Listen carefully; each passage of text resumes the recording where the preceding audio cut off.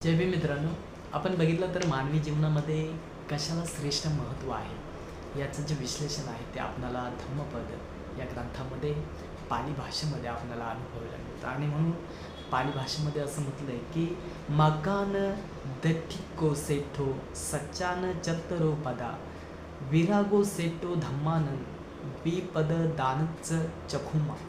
याचा अर्थ असा आहे, सर्व मार्गात आर्य अष्टांगिक मार्ग जो आहे तो श्रेष्ठ आहे असं म्हटलेलं आहे. त्याचबरोबर सत्यात चार जे आर्य सत्य आहेत ती आर्य सत्य जी आहेत ती श्रेष्ठ आहेत असं म्हटलेलं आहे. आणि त्याचबरोबर सर्व धर्मांमध्ये वैराग्य जे आहे ते श्रेष्ठ आहे असं म्हटलेलं आहे. आणि विपदात चक्षुमान म्हणजे जे बुद्ध होतात, जे बुद्धत्वाच्या प्रवास करत जातात त्यांना या ठिकाणी श्रेष्ठ आहे असं म्हटलेलं आहे. आणि म्हणून आपण जर बघितलं आर्य अष्टांगिक मार्ग, त्यानंतर जे आर्य सत्य आणि खऱ्या अर्थानं जे धर्माचं वैराग्य आहे ते श्रेष्ठ.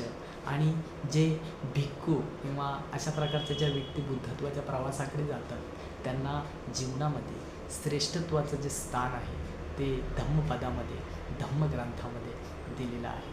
जय भीम.